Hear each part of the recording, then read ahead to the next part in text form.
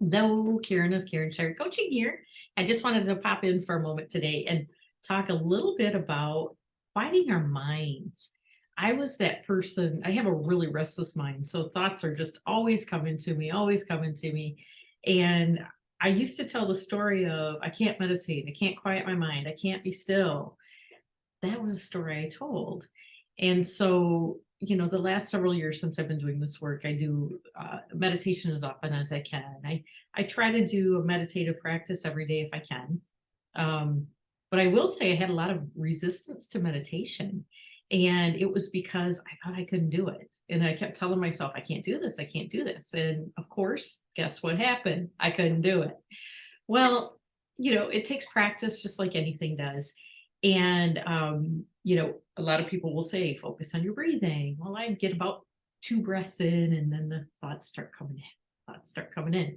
And so recently I've tried some other things that were seem to be more effective for me. And I'm still working on it. And thought I'd share them here today because they might help you too.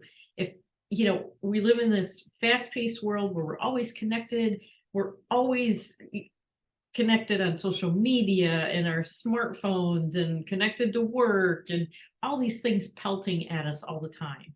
And it's really important that we learn how to still our mind. So all those thoughts that constantly come at you, they're your left brain thoughts. They're coming from the reptilian part of your brain. They were thoughts designed to keep you safe. They're from beliefs and imprints and things that we learned as a child and grew up with. But the right side of our brain is the creative part of our brain, and that's the brain muscle that we really, many of us don't utilize fully.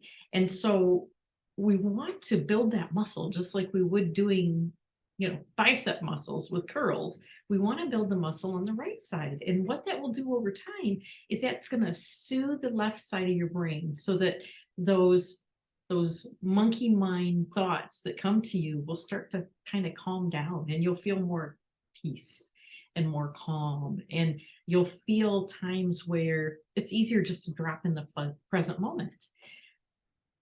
Meditation is sometimes a trigger for people, that term meditation, because when we say we got to go meditate, you go right to, like I did, I can't meditate, I can't still my brain, and I can't do this.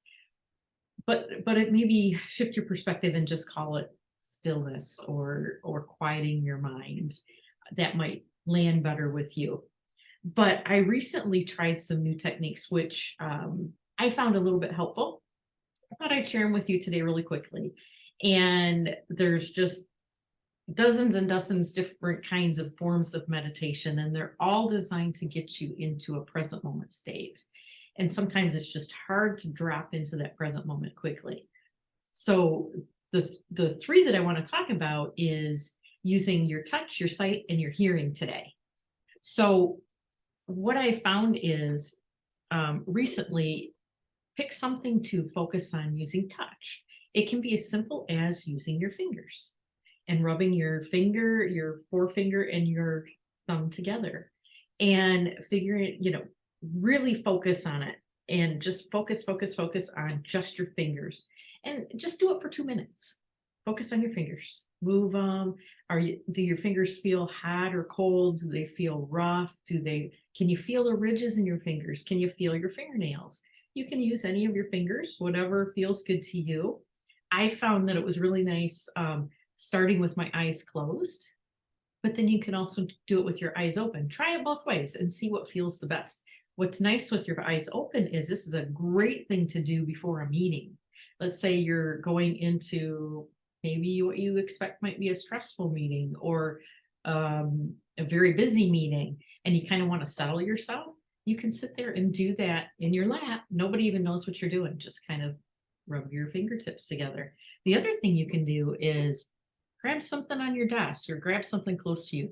Maybe you like crystals. Just do the same thing. I have a crystal here that's got nice sides and points and things on it, and just focus on the crystal. Eyes closed, eyes open. I like to use this little heartstone that I recently was gifted when I was in Sedona by Robert, a flutist who gives these heartstones out to passerbys. But it's really nice because it's got texture. It reminds me of a beautiful place that I love. And it's just a really great thing to focus on for just a couple of minutes. And it just lets me come into the present moment several times a day, whenever I have a minute. The second one is using your sight. So the objects that I just mentioned, just look at those and focus on them. Focus on them, just stare at them, look at the texture. What do they look like? What's the details? Um, are they smooth? Are they rough? Keep your thoughts focused on that object. And then when the monkey mind brain thought comes in, it's okay. It's not bad. Just acknowledge that thought and kind of let it float away. I named mine. Mine is Restless Rita because I have a real restless brain sometimes. So I'll just notice Restless Rita. Oh, you're back. Not now. I'm going to let you go. Thanks for the thought. But then I go back to focusing on what it is I'm focusing on. The other technique that I recently learned about was using hearing. So I found for me, this was best done with my eyes closed. And what I would do is listen for the sound that's furthest away. Maybe it's an airplane outside. Maybe it's the chatter or the wind outside. Maybe it's the furnace in the other room. Focus on that for a little bit. And then refocus on a sound that's close to you. Maybe it's a bird right outside your window, which I love to think about. Maybe it's just your breathing. Maybe that's when you come back and focus on your breathing. And thoughts enter, acknowledge them, thank them, let them move away, and then bring yourself back into the current moment. The other thing I want to encourage you to do is do this in between tasks. So let's say you worked on, I'm writing a blog post. And so I write my blog post, and then I want to celebrate that moment and take a moment before I go on to the next activity in my day. Take 2 minutes and kind of celebrate what you just got done. Do the touch, the sight, the hearing, drop into the present moment. And then you'll be much more settled and your brain will be much calmer and ready to move on to the next task. You're going to find yourself so much more productive. You're going to have those little mini meditation breaks during the day, whether you call them meditation or stillness. It's still quieting your mind, bringing you to the present moment. And over time, the more you practice this, the less that your restless Rita is going to be whispering in your ear. So I hope you found this helpful. These are a couple of things that worked for me. I thought I wanted to share. These are the things that helped me change my story of I can't still my mind. I can't meditate. Try them out, see if they work. Hopefully they work for you, and just try to fit them into your day. We all have 2 hours every couple of hours. 2 minutes every couple of hours. And so hopefully you'll take this time and try to do it.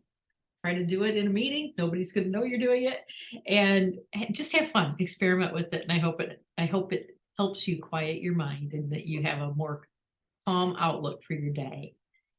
That's all I have for now. Have a wonderful day. I hope you found this helpful. Talk to you soon. Bye-bye.